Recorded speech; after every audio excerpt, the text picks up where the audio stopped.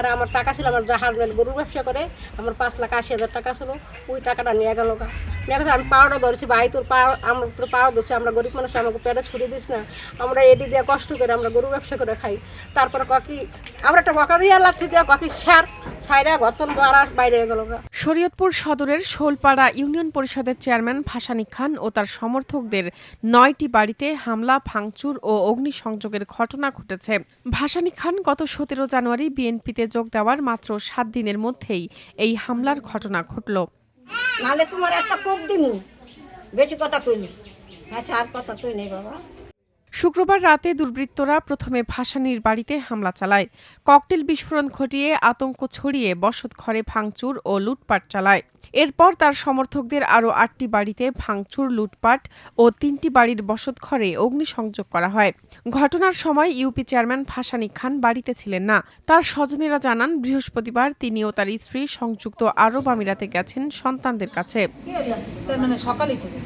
ভাসানী খান শরীয়তপুর সদর উপজেলা আওয়ামী লীগের সদস্য ছিলেন। 2021 সালে ইউনিয়ন পরিষদ নির্বাচনে দলীয় মনোনয়ন না পেয়ে স্বতন্ত্র নির্বাচন করে বিজয়ী হন তিনি। আওয়ামী লীগের সাবেক সংসদ সদস্য ইকবাল হোসেনের অনুসারী হিসেবে এলাকার রাজনীতিতে পরিচিত ছিলেন ভাসানী। 2024 সালের 5 আগস্ট আওয়ামী সরকার পতনের পর কিছুদিন আত্মগোপনে ছিলেন।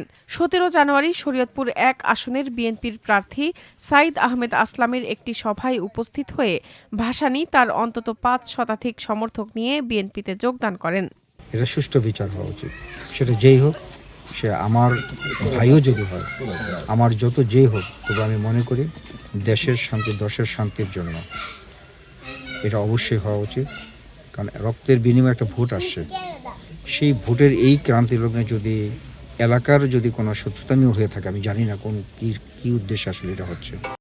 কারা এই ঘটনা ঘটিয়েছে তা তাৎক্ষণিকভাবে জানা যায়নি মন্তব্য করে শরীয়তপুর সদরের চিকন্দি পুলিশ ফাঁড়ির পরিদর্শক গোলাম রাসুল বলেন, ঘটনাটি তদন্ত করা হচ্ছে। ঘটনাস্থল থেকে 3টি অবিস্ফোরিত ককটেল উদ্ধার করা হয়েছে বলে জানান তিনি।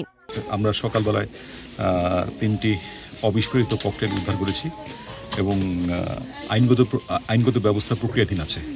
এই ঘটনার সুষ্ঠু তদন্ত ও বিচার দাবি করেন এলাকাবাসী।